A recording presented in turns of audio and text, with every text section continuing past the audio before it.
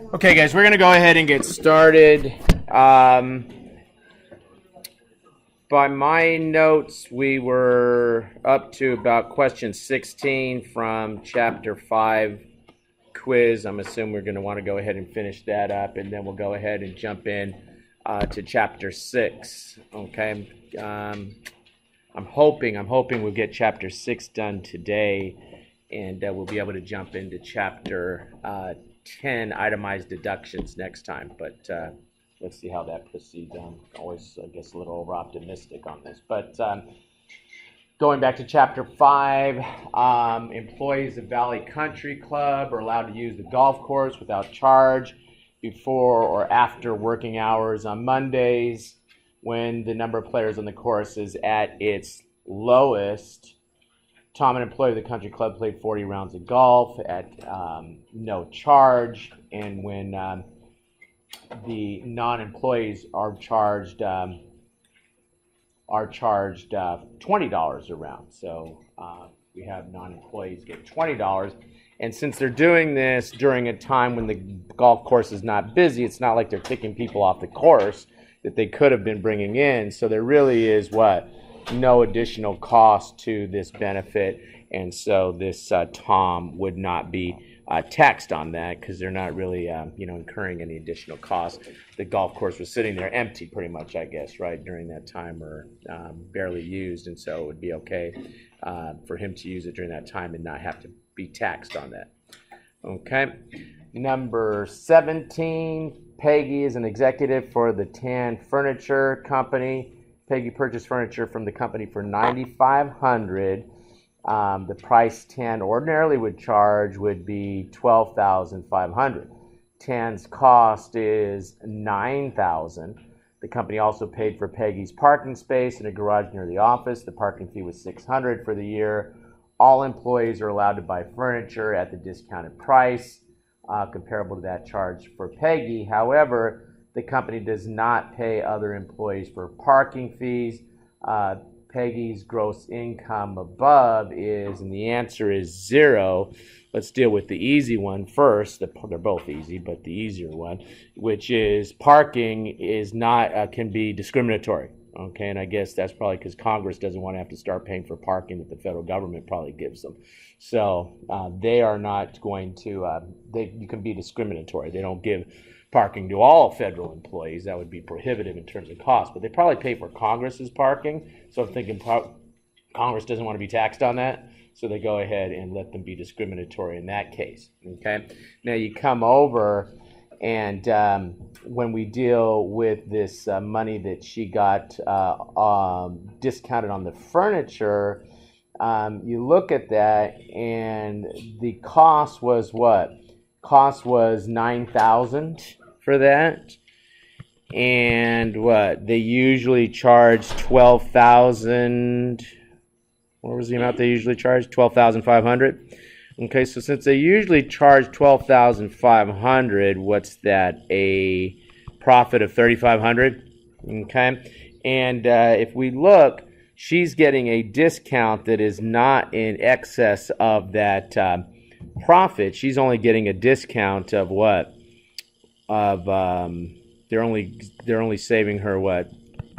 They're only losing out of this $500. Okay, because she's paying $9,000 for it, and so since she is not getting a discount that's more than the gross profit on this, she doesn't have to pay tax on that. Okay, so the answer is 0 here. Okay. She's not receiving a discount that's in excess of the gross profit. Okay, so let's take a look at number 18. The employee of MOV Accounting Services are permitted to use the copy machine. If they're permitted to use the copy machine, this is what? This is considered a de minimis fringe benefit, and if that's the case, they're not going to sit there and keep track of copies and how many copies you got to use. And so that is not going to be taxed to this guy, to this Ed. Okay, we've got Kristen, employer owns building and provides parking space for employees. The value of the free parking is $150 per month. Karen's employer does not have a parking facility. but reimburses its employees for the cost of parking in a nearby garage up to $150. So what happens? Neither Kristen nor Karen is included to include that. Again, parking is something, and I think the limit is $255 or something per month. So that's a pretty high parking rate, I guess. I don't know what they charge in San Francisco per month to park a car, but I would say that's a pretty good amount that they'll allow. And she's at $150, so they should be okay. And for parking, it can either be paid directly to the employee or paid directly to the garage. It's not something that the employer has to provide, like we said, with meals. 20, Heather has all of these different amounts of income coming in from these investments.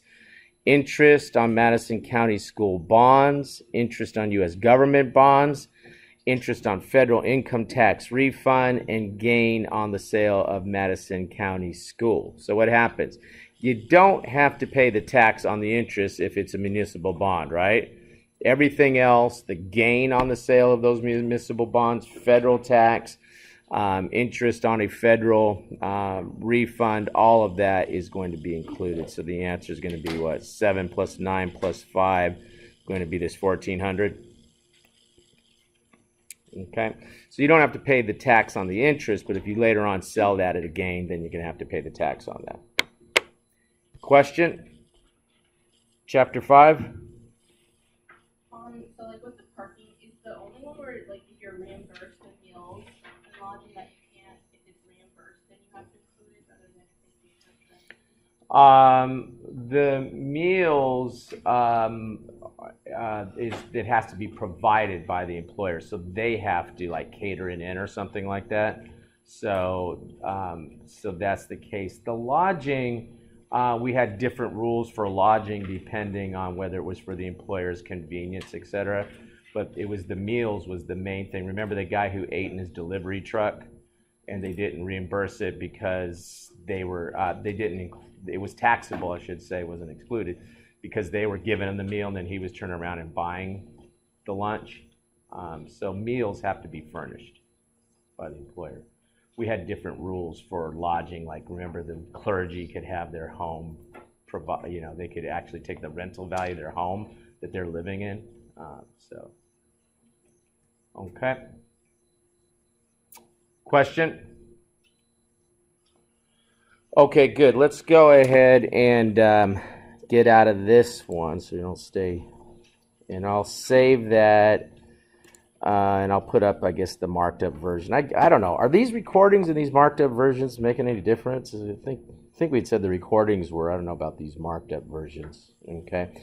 So I'll put those both up for Chapter 5, the recording and the marked up version, I guess. All right. Okay, good. So let's go ahead then and I'll probably include the recording under Chapter 5 and 6, and I'll let you know the minutes as to when 6 starts and 5 ends, so you can watch that accordingly, because we have another recording for Chapter 5. Okay, so let's go ahead and let's take a look at Chapter 6, and we're going to start to talk about deductions and pretty much deductions, okay?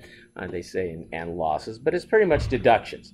Now, when we talk about deductions, we put them into 2 broad categories: those that are for adjusted gross income and those that are from adjusted gross income. Now, it gets a little confusing here because we kind of throw in some items that don't easily fit into another schedule in this chapter, those items that maybe can be taken directly on the face of the 1040. We're going to see that there are other deductions for adjusted gross income that would be taken on other schedules. For example, if it's for a business purpose, we would take it on Schedule C. And we'll talk about those later on when we get to those discussions. So right now, we're just focusing on deductions for adjusted gross income in this chapter. But you're going to see that they're going to be referring to some itemized deductions in here, which, with any luck, we'll get to that discussion in Chapter 10 next time and be able to see how the adjustments from AGI would work. Okay, grab this now while it's down there. It's got these right size clips that I don't like to lose.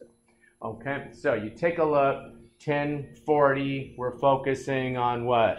We're focusing on items that can be deducted here. And again, we're not going to cover all of these in this chapter. And we're going to see that some items get deducted on a Schedule C. If you go back to the 1040, you start looking at income, and you see right here, item 12, business income or loss attached Schedule C, okay?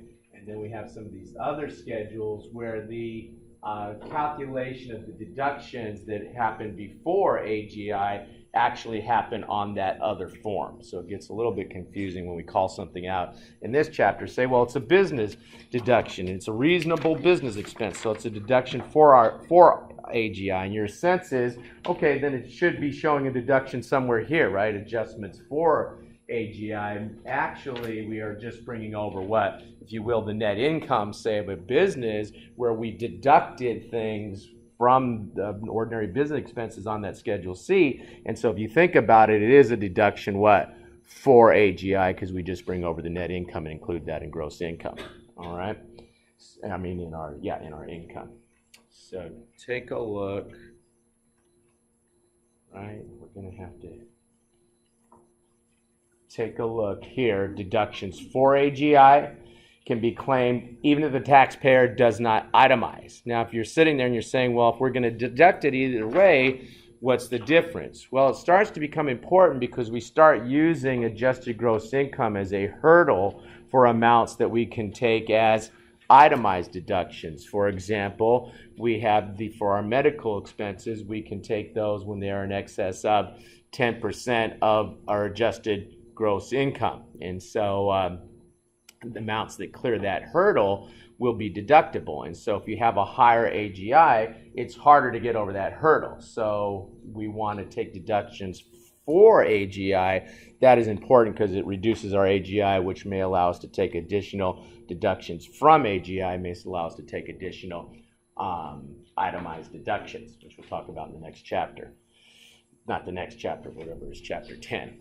Okay. Now we take a look, and deductions from AGI in total must exceed what? That's the other point. They must exceed the standard deduction. So you don't really get a tax benefit from the deductions, from your itemized deductions, until they do what? Exceed the standard deduction. Okay.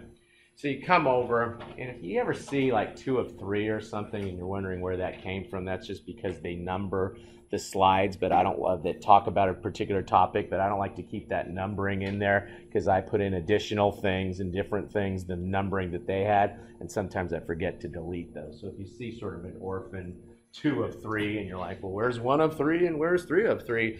It's just because I forgot to delete the 2 of 3 there. Okay. All right, so you come over, and let's take a look at how its deduction being for versus from could be different for 2 individuals, both CPAs, but one owns the CPA firm, the other is working at the CPA firm. Okay, so Steve does not reimburse any of his employees for dues, subscriptions, or educational programs. Steve's expenses are classified as, Steve's the owner, as deductions for AGI because they are considered what?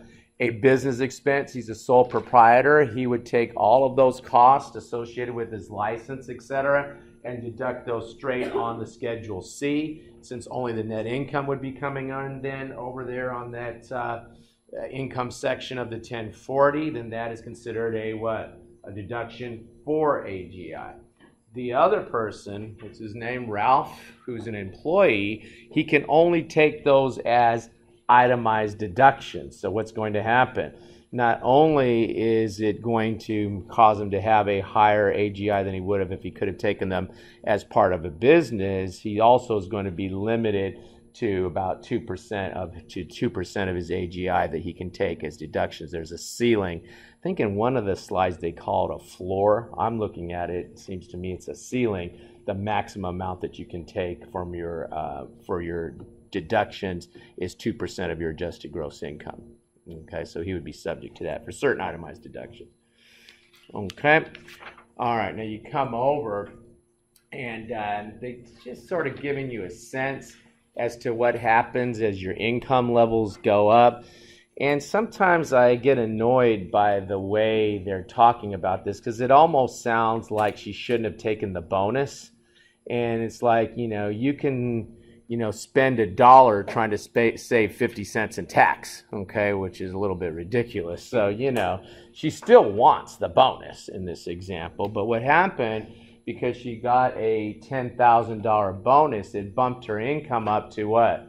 To $90,000. And so she got this $90,000.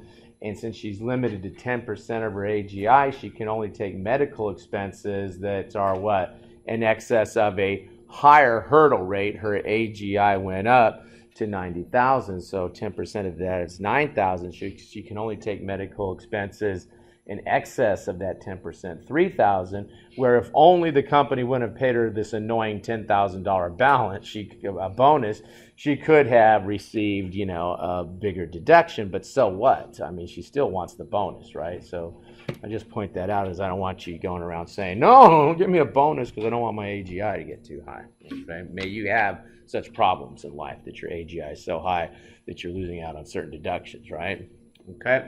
Okay, good. Now you come over and you take a look at common deductions for AGI. We've talked about alimony, although that's changing under the new rules for whatever reason. But we also have expenses attributed to property held for productions of rent and royalties, and they put Chapter 6 on that as though that's the only place that we talk about that. Meanwhile, we're going to be getting into other topics there later. So there's a couple in this chapter that are relevant to rents, etc., and we'll talk about those. But they also do appear in other chapters. And then you can see some of these others are going to be in different chapters.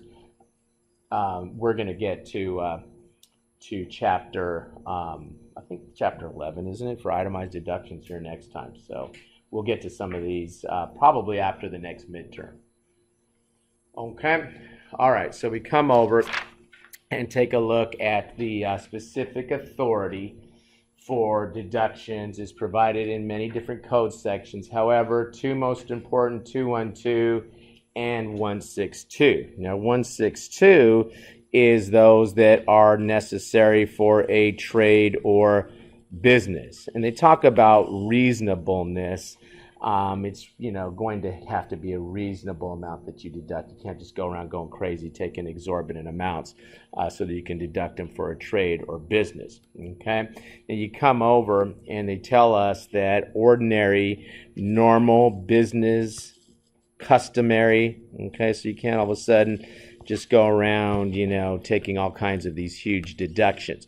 They also have to be not capital in nature. If you're buying equipment with certain special benefits for some equipment, but for the most part, you cannot take a deduction for, equipment, building, that sort of thing. Okay, so it's not for capital items. Necessary, prudent business person would incur a similar expense. Okay, so it really starts to become a question of judgment as to what's prudent, and if you take too much and the IRS does not agree, then they could conceivably audit you for that and say, hey, you took more than would be reasonable. Okay, so there's not like some number out there for every expense that's reasonable. It just becomes a matter of your ability to convince the IRS that it was a reasonable amount. Okay, good. Section 212 allows deductions for ordinary, necessary, paid for the following: production, collection of income, management. This is section 212, and we're going to see that some of these will be for, some of these will be from. Management, conservation, maintenance of property held, expenses paid in connection with the determination or collection or refund of any tax. Okay. Now, if you take a look, they really break 212, section 212, into two broader categories. Okay, so if you have this, if you have these items that are expenses related to royalty, income, etc., then we can take those rents, etc., then we can take those as deductions for AGI. expenses paid in connection with the termination, collection, refund of what? Taxes related to the income of a sole proprietorship, rents, royalties, farming operations. Those can be deductions for AGI. All other items are going to be itemized deductions. For example, safety deposit boxes are deductible for itemized deductions attributable to the production investment of income in general investment related expenses. So we see that when you get to 2 and 2, some of them are 4, and they really relate to what? Now not a business, but rent, royalty income, and we're going to see that we're going to have to file a Schedule E for those. And so when we bring our Schedule E income over, since we've already taken the deductions on that Schedule E, like whatever amounts we have to pay for the interest on a rental property, that's going to be part of a what? As a deductible expense against our rental income on Schedule E. We'll bring over the net income to the 1040, and so we did take that as a deduction for. Okay, everything else is going to be deduction from. Okay, so as we've mentioned, all deductions for AGI are ultimately reported on page 1 of the 1040, but they come over and have supporting schedules, and I showed you how we would bring over that Schedule E Schedule C and Schedule E as well, but I showed you where Schedule C would go. Net income comes over to the face of the 1040. So since we bring that net income over, it is in effect taking it as a deduction. Any expenses related to that business are being taken as a deduction for AGI. Farming expenses, again, royalties, rents. If you have a rental property, you take expenses against the rent that you collect on Schedule E. Schedule E net income comes over. Okay, so you see that here graphically. I think that's pretty useful to see how these different schedules feed in to our deductions for AGI. And then you have some others that we'll get to in later chapters, although we've already dealt with alimony.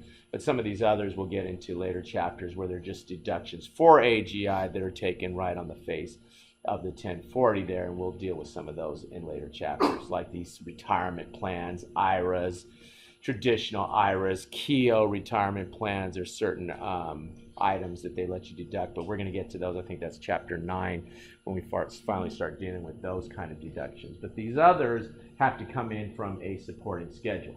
When you get to your itemized deductions, you can see here they list out the forms, charitable contributions, medical expenses that are in excess of that 10%, etc. These are itemized deductions, and we have a tax benefit if these itemized deductions exceed what? Exceed our standard deduction. If they do, then there's a tax benefit to that. Okay, so that's giving you a sense of that section 212 there. Some of them are what? For AGI, related to the generation of income from a business, etc.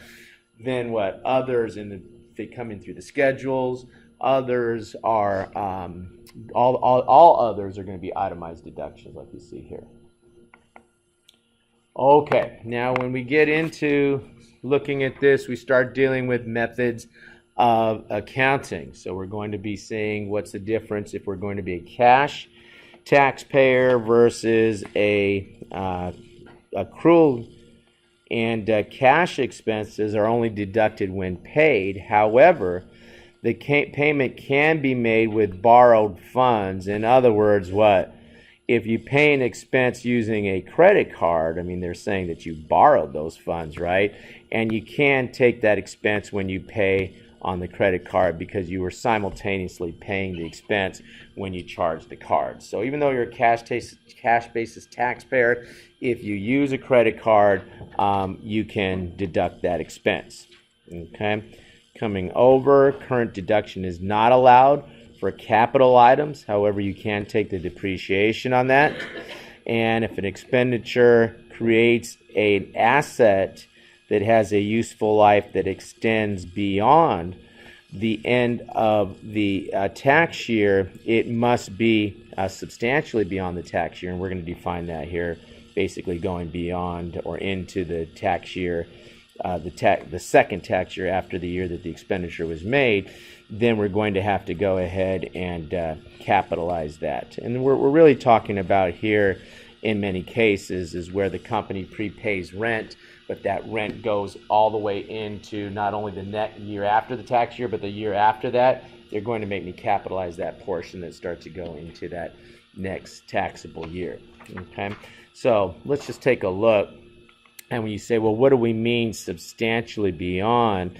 And the tax court and the IRS has taken the position that the cost of an asset will expire or be consumed by the end of the tax year following the year of a payment must be prorated across the years. So I go ahead and I prepay my rent in let's just say 2017, but that prepaid won't expire until into 2019. Then I have to capitalize that portion that's going to go into 2019. I can take an expense for the balance. So let's just look at John, a calendar year cash basis taxpayer rents property from Carl on July 1st, 2017. John pays $24,000 rent for 24 months ending June 30th, 2019. So what's happened? We've gone into the year after the year of the payment, right? That there's still some sort of asset economic benefit left for that. So the prepaid rent extends 18 months after the close of the year,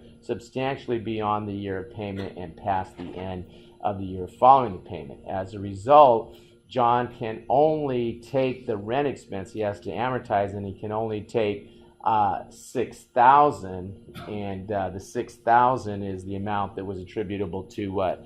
To this current tax year. So I think I made it sound like you take amounts that were attributable to that next year as well. He can only take the $6,000, which is attributable to this year.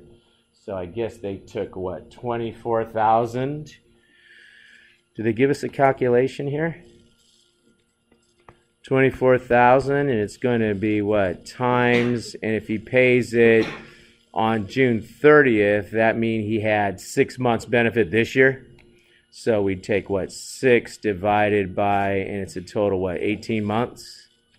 Is that where they got the 6,000 from?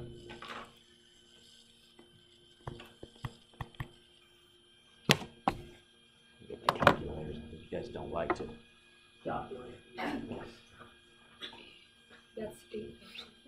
That's 8,000?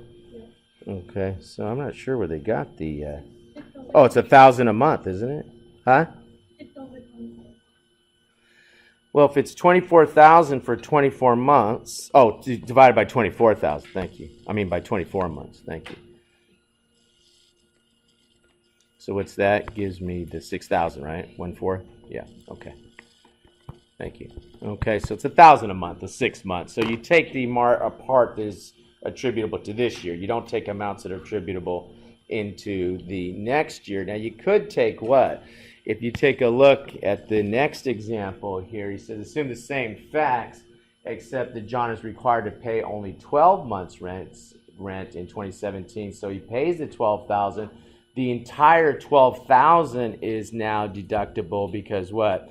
Because the amounts didn't provide an asset that went into the year after the tax year, 2 years essentially after the year of the payment, right? So he takes the entire 12,000. So from a time value of money purpose, from a tax purpose, I would say don't pay amounts that are going to cover into that next year, right? Try to stay within the next tax year, and you can take that you can take that deduction sooner, right? It actually cost him, not only did he have to give up his cash sooner, this whole 24,000, but he lost out on the tax as well, right?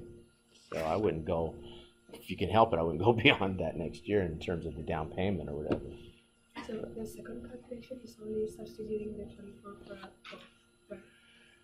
Substituting, well, it's not so much the, it's taking the 12 and still saying 1,000 a month, but he's only paying amounts that'll take him, I guess, up to June 30th of the next year. So for that reason, you can take the whole 12. Yeah. It doesn't, not so much that it's the 12,000, it's the fact that he made payments in the first case that took him beyond that next the year following the payment, and that got him into now this proration of only taking the amounts for that actually occurred within that first year, right? We could have taken a bigger deduction and held more cash. Okay. Okay, good. Let's go over and let's take a look at a little bit more about methods of accounting on the next slide. In the period in which the accrual basis taxpayer can deduct an expense is determined by applying all events and the economic performance test. Now, when I was looking at these earlier, I kept getting myself confused in that I was thinking of revenue recognition rather than what? Deduction of this expense. So I started looking at these rules and I was like, what are they talking about? Because I was in a revenue recognition mode of thinking about it. We're talking about what? We're talking about the deductibility, right? The ability to take this as a deduction. And so a deduction cannot be claimed until all events that have occurred to create the taxpayer's liability and the amount of the liability can be determined with reasonable accuracy. So basically what? They've been provided the service, essentially, right, in order to be able to take that deduction. And, of course, we can determine the amount. Once those requirements are satisfied, the deduction is permitted. Now, the economic test is meant only when the service, property, or use of the property giving rise to liability is actually performed or provided, okay, for the taxpayer. So we take a look at this Chris, and I guess Chris is going to run some concerts. And there's going to be a mess that's left after the concert, and so his business is responsible for cleaning up the festival grounds. The concert happens in December 26th, but the college is closed over the holidays, and so the company that Chris hired to perform the work did not begin the activity until January of the next year. Well, they can only deduct that then in 2018 because they had not substantially received the service or received the property, whatever, associated with the liability. So that would be a 2018 expense. Okay, going over to the next slide. Okay, and there's some exceptions to the general rule. So what are some of the exceptions to those rules we just saw? If the item is in a reoccurring nature and is treated consistently. In other words, what? I'm always paying an amount on a regular schedule per contract, and I always pay that a little ahead. And IRS is looking at that and saying, well, look, or the tax law is looking at it and saying, well, look, we're not going to sit here and constantly make you not take an amount that you'll just be paying that in the very next year or something like that. Then the next year you wouldn't have paid it, but you'll pay it in the very next year. So you're taking December's expense in January, and then you're not taking that next year's December, but you're taking that in January. It's of a reoccurring nature, regular schedule. They say just go ahead and take it. Okay. Either the accrued item is not material or accruing it in the current period results in a better matching. So if that's the case, we don't have to follow the rule of the economic benefit if it provides a better matching. I've already taken the revenue for that. All the events have occurred that determine the existence of the liability, and the amount of liability can be determined with reasonable accuracy. And economic performance will not occur more than 8.5 months after the close of the taxable year. I don't know where they come up with 8.5 months, but whatever. That's the rule. Okay. Now you come over and you take a look, and let's just take a look at a couple of the exceptions here with these examples. And again, guys, I'm doing screenshots as you've seen for the examples, just because I want to put the examples, and this is the best way to do it. So Rick, an accrual basis calendar year taxpayer, entered into a monthly maintenance contract during the year. He makes monthly accrual at the end of every month for the service and pays the fee sometime between the 1st and the 15th of the following month when the services are performed. So we're well within that 8.5 months, right? He's going to be making that. And so the amount involved is immaterial, and all the other tests are met. December 2017, accrual is deductible, even though the service is not going to be performed until January, because we met all those rules of it, not being, of it being immaterial. It's well within the 8.5 months. Okay, it's part of a regular thing that he does every year, etc. Okay. Rita, an accrual basis calendar taxpayer, shipped merchandise sold on December 20th via Greyhound lines. On January 2018, she paid the freight charges on that time. So at that time, so she's recognizing the sale in December 2017, and then she's paying the freight charges when she ships the stuff in January. Because Rita reported the sale in 2017, the shipping charge should also be what? In 2017 to provide us a better matching. Now they talk about reserves for estimates, expenses such as warranties and bad debts, and are often deducted for financial reporting purposes before the specific expense is identified. Generally, these sort of things are not going to be deductible. Okay, so when you take your allowance for bad debt expense, you need to do that to be a good accrual accountant. That is not going to be deductible. So what happens? I have sales of, say, what, $100,000? And FASB requires, the Financial Accounting Standards Board requires that I estimate what the uncollectability rate is associated with that. So I would have to go ahead and say 1%, whatever, 1% of $100,000. So I would debit that debt expense for financial reporting purposes with $1,000 and credit what? Credit the allowance for doubtful accounts for $1,000 at that point in time. Now, I have not incurred any cash expense at this point in time, right? Or cash outlay at this point in time. Okay? So let's say that happens in 2017, whatever, when I prepare my GAAP financial statements. I'll show what? I'll show sales of 100,000. I'll show that debt expense of 1,000, and I'll show net income here of what? 99,000. Right? Okay. Yeah. I'll show that income of 99,000 for tax purposes. Assuming no other deductions, I would take what? I would show net income of 100,000 because I'm not allowed to take that bad debt expense as an expense until the point in time comes that what? The individuals come and say, hey, you know, I can't pay you. So let's say in 2018, they come and they say, hey, sorry, you know, I'm having a bad time. I can't pay you. I'm about to lose my house. You know, I can't pay your debt for my debt fee. And so I go through that process and I determine, okay, you can't pay me. And let's say it's somebody who owes me $250, can't pay me. So at that point in time, I'll do what? I'll debit the allowance for $250, and I'll credit the account receivable for $250. Now, when that happens, there's no income statement impact. It's all on the balance sheet as I write off that bad debt, right? Right? Okay? But what's going to happen? For tax purposes, now I can take what? A $250 deduction because what? Because I have actually identified the loss now. The person who can't pay me has come in, declared that they can't pay me, and I'm going ahead and taking the expense at that point in time for tax purposes, right? Okay? So that's all they're saying there, and I'm not going to go through this example. I had this earlier, but I think the little example I just gave is actually easier to understand than that thing, because most of us don't sit there and think about how much time is spent looking at airplane engines, okay? But we can pretty much understand this idea of bad debts.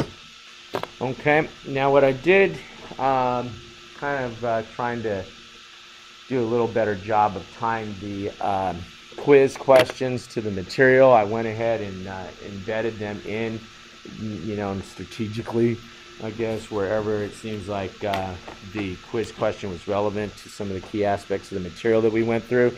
You will see the separate file in Word where I have also put the same exact questions in, okay? The reason I have a separate Word file for these versus embedding them in is because sometimes the Word file is a little easier to work with if you want to delete the answers and the rationale. I suggest that's a good way to go through to prepare for your exams, is taking the quizzes and basically deleting the answers and seeing if you can answer them without those answers there, and you can kind of print that out and act like you're taking a little mini exam or something. Okay, so we look at this one, and I think this is actually number 1. At first I was taking them from the test bank, then I just started taking them from the quiz file that I just mentioned. But anyway, Benita incurred business expenses on December 10th, 2017 that she charged to her bank credit card. She paid the credit card statement, which included the charge on January 5th, 2018. So she paid the credit card statement, which included the charge on January 5th, 2018. So she charged it in 2017. Which of the following is correct? And it says if Benita is an accrual method taxpayer, she can deduct the expense in 2017. Now, the answer to that question gets a little bit confusing because you're thinking, okay, so she's an accrual taxpayer, she can take it, but if she's a cash taxpayer, she cannot? And the answer is no. It's also true that if she was a cash taxpayer, cash basis taxpayer, she could also take the expense under that scenario, but they don't give us the cash taxpayer, she can take the deduction, right? But if it did give us that, well, it couldn't, because then there'd be what?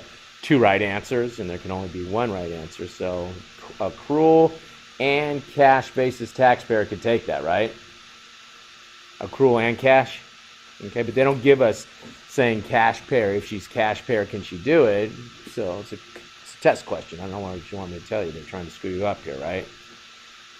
You guys asked me to mention CPA exam stuff. CPA exam is beautiful for that kind of thing, throwing you into limbo land where you're like, well, does that mean that if she's cash? Or they'll ask you another question, if she's cash, what's the answer? And then you're sitting there looking at those two saying, well, they can't both be right. Meanwhile, they could both be right because it's good for accrual and what? For cash. Okay? Okay, good. Take a look at this next one, accrual basis taxpayer, to tell you the aging approach, to calculate the reserve for bad debts, and to give us all this information, and what is the deduction for the bad debts in 2017, and it's what? It's the amounts that had actually been identified, where the people came in and said, hey, sorry, I can't pay you, and we actually went ahead and wrote off that account receivable. That's when we can take that deduction. Okay? And again, it's same rule for cash basis. It doesn't change because you're cash basis taxpayer. But if you're cash basis, I guess it does change for cash basis. I mean, it's when you identify it. But for cash basis taxpayer, they wouldn't have taken the bad debt at the time of sale, right? They just couldn't believe it. So the person couldn't declare that they couldn't pay. Okay. Okay. Good. This is always kind of my favorite part of this chapter's discussion. When I was looking at it, it was my favorite part because I'm like, oh boy. So let me figure out what illegal activity I can get into and see if I can deduct that on my taxes or not, right? So if you've got any friends that are drug dealers and stuff, here's your chance to help them out, okay? So you come over and you take, well, I'm just kidding. Get involved with those people.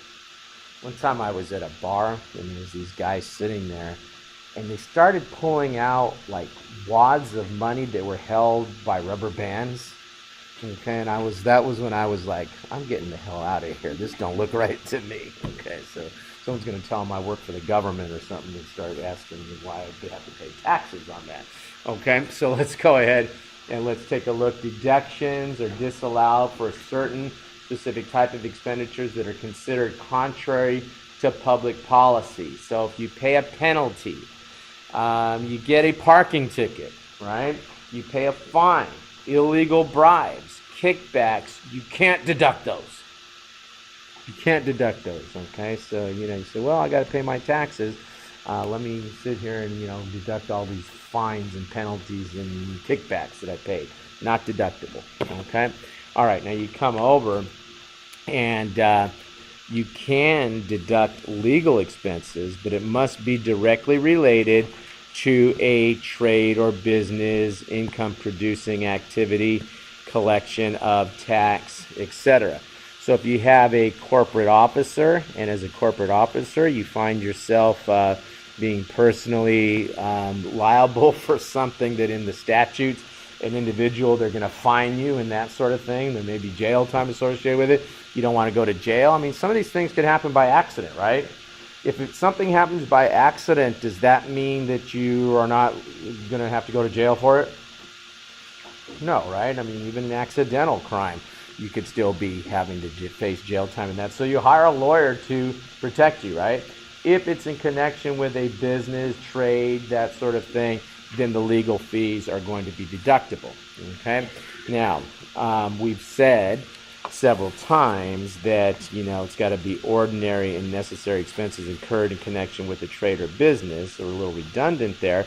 And so what? Legal expenses that are in connection with a trade or business, rent or royalty, what we've already said that for expenses that are ordinary and necessary, those are going to be deductible, okay? So let's just look at a couple, and these are a little harder to see. Let's see if I can sneak up on it and get it to change. I guess I can't with the screenshots. I can't make them bigger, so bear with this. It's a little small, but Deborah, a financial officer, Blue Corporation, incurs legal expenses in connection with her defense in a criminal indictment for evasion of Blue's income taxes. She can deduct the legal fees because what? It's incurred with a trade or activity. Okay, now we have the following then that are going to be deducted for AGI, which is pretty much the subject of this chapter, but some we'll see that don't meet the 4 AGI requirements will just go into from AGI. But ordinary and necessary expenses incurred with connection to trade or business, we've said that 52 times now, and what? Ordinary and necessary with rent or royalty. So we're starting to repeat ourselves. All other deductible legal expenses are deductible from AGI. And I think that's what I really wanted here, which is the examples, which are pretty good here. For example, legal expenses for tax advice related to the preparation of an individual's income tax return are from AGI deduction. On the other hand, if the legal advice was what? Was associated with the preparation of the portion of the tax return from a sole proprietorship, our Schedule C, or individual income, those are going to be what? Deductions for AGI. So again, personal, yes, you can deduct it. It's an itemized deduction. We'll talk about that in the next chapter. For a business, the same type of expense would be what? Would be for AGI. Okay? So let's look at this example. And she got a bill from the law firm, and there's a $1,200 advising lawsuit filed against her sole proprietorship. What do you think, for AGI or from AGI? Good. That's going to be a for AGI. Okay, I'll just go ahead and let's do it this way. I'll put an F there. I guess I could just write the whole word out, right? For, since from also starts with F. Okay, so this is going to be for. Okay, 800 advising on a dispute with a tenant who lives in the duplex she owns and rents. Good, that's for, that's with a generating income, right? Good, don't be shy, go for it. Okay, go for it. Okay, 1,300 fees related to preparing and filing her Form 1040. Form 1040 is saying what? Saying that that's her personal taxes, isn't it? Isn't that the individual tax return? So to prepare the 1040, that's going to be what? From, and I guess if they charged you a total bill, you'd have to somehow figure out, because if you have a Schedule C, then the income's going to have to report it on the face of the 1040. So I don't know. I think once you get a Schedule C, the whole amount becomes a 4. Okay, so right, because it's they say preparing the 1040. This is a little bit of a funky question, because it said to perform, for example, because it said preparing the 1040, but the Schedule C income flows into the 1040, doesn't it? So I think once you get a Schedule C, you can pretty much take the whole amount as a deduction for AGI as opposed to from. Okay? Okay, good. 1,700 feet preparing a will. That is neither. Okay, that's a personal item, isn't it? A will has nothing to do with the determination of tax. It's a will. Saying, hey, when I die, I want this to go here and that to go there, right? My dad's to an age now where every time someone makes him mad, he wants to change the will. I don't want to change the will. Dad, stop. We can't keep running back to change the will just because somebody... His big criteria as to who should be thrown out of the will is who won't listen to him when he complains about me. So it's like everyone's getting thrown out. So if you want to make friends with my dad, say, oh, John, yeah, he should bring you dinner earlier than that. Okay. All right. Take a look at the next one, expenses relating to illegal business. Okay, so usually expenses of operating an illegal business are deductible. So maybe you can make friends with the drug dealer, right? Hang on, though.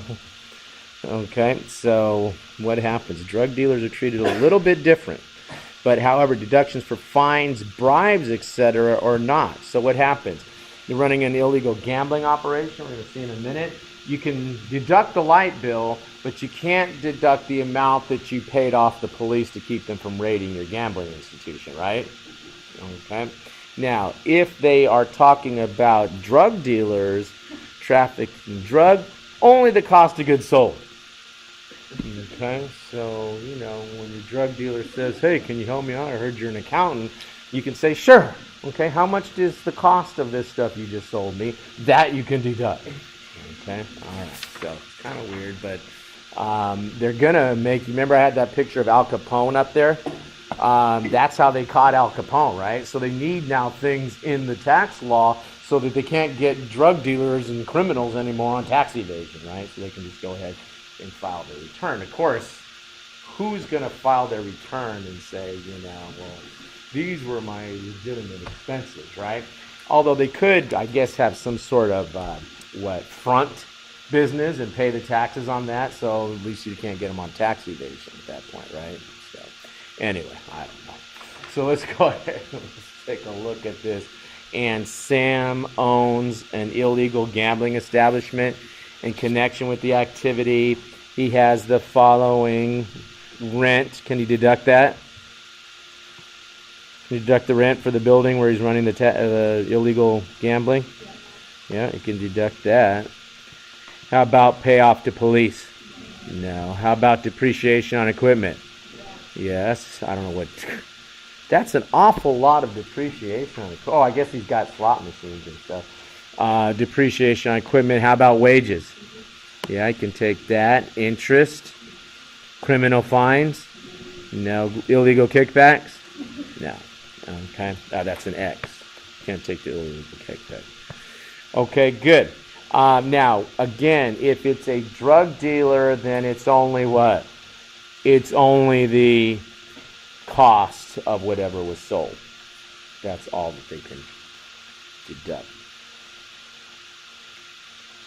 One time I was coming out of my house, and not coming out of my house, but I was walking towards my bedroom. I look out my front door, and I see all these red lights in the front, you know, and it's supposed to be a fairly nice neighborhood. I'm like, okay, you know, so I just go to bed, whatever. The next day, my neighbor comes to the door, and he says, oh, did you see those red lights? I was like, yeah. He says, well, what happened was they were trying to transact a drug deal right there in front of your house, and what they did was the drug dealers gave the money to the drug dealers and gave them the money, and then they were going to come into my neighbor's house supposedly to get the cash to pay the guys. And of course, they didn't do that. They ran through the alleyway out the other side. They must have known the neighborhood well because they escaped that out the other side and took out with the drugs. So the drug dealers start pounding on my neighbor's door. And he's like, well, you got the wrong place. So they went away, and then they came back. And so that's when he called the cops, because the drug dealers were banging on his door saying, where's our money? Now, they couldn't have been the brightest drug dealers in the world, then the cops came and they arrested the guys, and I guess this is the story they got. But I mean, I don't know. Isn't drugs pretty much a cash and carry business? I mean, I don't know. But on TV, the guy always hands the one guy, the guy takes the stuff. I mean, what drug dealer let you do a layaway program on drugs? Okay, go ahead, get the money, and I'll see you in about 15 minutes. Take the drugs, and I'll see you in 15 minutes. Okay, anyway, okay, but the cost, they can deduct that. Okay, all right. Now you come over and you take a look at this lobbying activity. Okay, so that's it for the illegal activity. What about lobbying?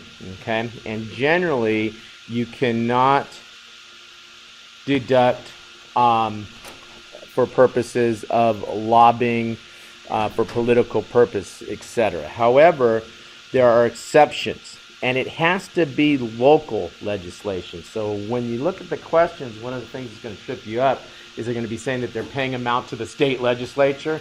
That is not considered local. So it can't be lobbying purposes for Congress, federal level, state legislature level. But if it is for lobbying for the state, for the local, the town level, let's say, then those would be deductible. You can deduct the lobby expenses for that. Just to monitor legislation, de minimis in-house expenses limited to $2,000. If greater than $2,000, none can be deductible. I'm thinking in-house expenses is having some kind of meetings or something to discuss. Hey, this is what we feel about the legislation. Come and we'll give you cookies or something, and we'll talk about it. Whatever. Then you can deduct those kind of things. Okay. Now, you take a look, and we have this city of Florence, Tennessee, is considering spending $1 million to build a sports complex that will host youth baseball and softball tournaments. Julie owns a hotel, and she spends $5,000 on lobbying to persuade 5 members of Florence City Council to support the project. Now, these aren't bribes, guys. This is what lobbying means. You get somebody out there in a $3,000 suit, and they stand there and they say, this is why this would benefit the city or something, right? They try and convince them. Now, she can deduct that $5,000 because it's what? It's not to influence a state or federal legislation. It's the amount that's paid for local purposes, so she can go ahead and deduct that. Okay? All right, good. So let's look at a couple questions here. And we've got Rex, and I apologize for when I took the screenshot of the question. Again, this same question is in your quiz. Sometimes the cursor was sitting there. She runs a bingo operation, which is illegal under state law. During 2017, a bill designated H.R. 9 is introduced into the state legislature, which is, if enacted, would legitimize bingo games. In 2017, Rex had the following. How about operating expenses related to bingo games? Can you take those? Light bill, whatever bingo charges. How about payoffs? No. How about newspaper ads? No. And what's causing these now to be no is what? Trying to influence state law. It has to be what? Has to be local. So the rest of this, the newspaper ads are out, and the political contributions, whatever, the lobbying, etc., because it is not what? It is not local. Okay? Okay, good. So it's just the 247. Take a look at this next one. And Andrew operates a laundry business, incurred the following: parking tickets, DUI, and attorney fees associated with the DUI. None of it. This guy's got problems with his vehicle. I can see the parking tickets. How do you end up with a DUI? I guess the laundry business is such that you got to drink at night when you get home from it. I don't know. Okay. All right. So, but he's not home yet, so he should go home and drink before not get that DUI. That's crazy. I mean, guys, in case you don't know, okay, DUI is a big deal. It will keep you from getting your CPA. You realize that, right? Okay, they see that on there. They're not going to give you the license, and you're going to be having your license suspended if you already have the license and you get one, right? So it's a big deal. It's nothing to play with. Okay, all right, let's take a look at Terry and Jim are involved in operating illegal businesses. Terry operates a gambling business, and Jim operates a drug running business. Both businesses have gross revenue of $500,000, and the business incur the following expenses. Okay, now let's just take a look. Let's look at Terry down here. We'll just go straight to the answer. Terry doesn't have any cost of goods sold, but he has what? These operating expenses, salaries, rents, not the bribes though, right? Can't take bribes. You look at Jim, and Jim has what? This 125 cost of goods sold. So he can take that, but he can't take these other things, right? Okay. How would the IRS prove his cost of goods sold? So I'm thinking if Jim's a drug dealer, he doesn't have much integrity. I mean, I deal drugs to children, but I make sure and file my taxes correctly. So how would the IRS figure out what the cost of goods sold is? Huh? I'm thinking what they would do is somehow back into, once they've determined what the revenue is, they would somehow have a way, and they probably have some ways of figuring out, what the cost of, what the street price is of different various drugs and stuff, right? And they would just do it that way. Okay. And then I guess you can have an attorney that could refute that somehow. Okay. The tax attorney. Okay. Okay, good. Let's go ahead and let's take a look at, did I skip one? Yeah. For a president of a publicly held, huh? Oh, okay. First this, then the next one. Yeah, okay, sorry. So, excessive executive compensation. And so for a publicly held corporation, deduction for compensation of CEO, and for other the other four highest compensated officers is $1 million. So the corporation can only deduct salaries, etc., certain things up to $1 million. It does not include certain performance-based compensation, payments to qualified retirement plans, payments excluded from gross income. So they could still include some of those things that we talked about in Chapter 5, dealing with, the group insurance and that kind of thing. They pay that sort of thing. That's still not going to be included against this $1 million cap. So we have this cash compensation of $1.8 million, taxable fringe benefit of $100,000, and bonus from a qualified bonus plan tied to company performance. So what happens? Well, we're limited to this $1 million for her. I guess Janetta is sounds like a female's name. Okay, and I guess they got this because they're saying Lowe's Depot. Is that what combination of Home Depot and Lowe's? I guess so. Maybe it's not a real. I thought maybe if it's a publicly traded company, the salaries and compensation are published, aren't they? As part of their public disclosures and stuff. But anyway, so I thought for a second maybe it was real, but I don't think so. Now I say it's Lowe's Depot. Lowe's Depot can deduct what? $6 million. That's the $5 million plus the what? On this performance base plus the $1 million cap on the cash compensation. Okay. Then what? Then this taxable fringe benefit of $100,000, you can't.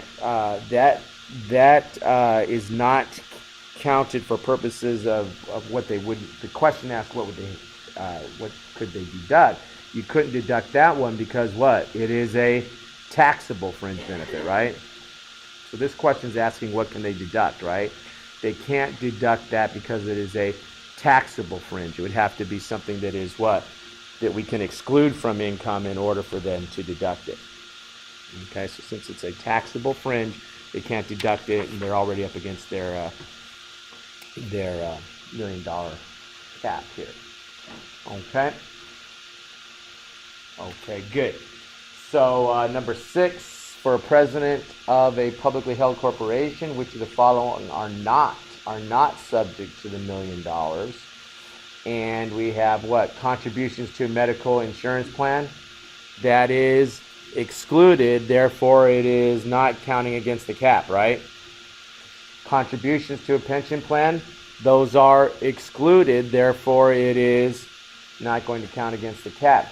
Premium on group life insurance of $50,000. Remember the cap was what? $50,000, right? And as long as it was a group plan, it wasn't discriminatory, they can exclude that.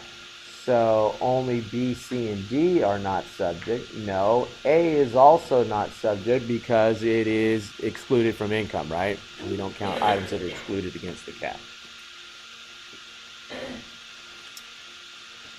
Okay. I don't want to start investigation of a business because it gets a little bit involved, and I don't want to get in the middle of it and then we can't finish it. So we will wrap these slides up next time. That will not take the entire class. Remember, we got the quiz questions embedded, so we don't have the quiz looming over our head either.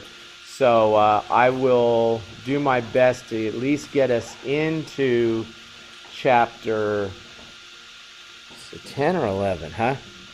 Whatever the itemized deduction chapter is, I forget now. 10, I think. I will try to get us into chapter 10 because we got to get through that because the second midterm is coming up on us. And so I want to get through that so that we at least have gotten that far. And then we're going to have to make a decision as to how we want to cover the balance of the chapters that we had originally hoped for in this class. I'm thinking, and you guys can think about this, that maybe what we turn the second half of the class into is, or the last, whatever it ends up being, is looking at business taxes. So we'll start to look at business aspects, Schedule C, that sort of thing, and then that'll allow us to also have some exposure to corporate, since we've spent most of the class on individual here, messing around with some of these things. But we can think about that some more. All right, guys, I will see you on Wednesday.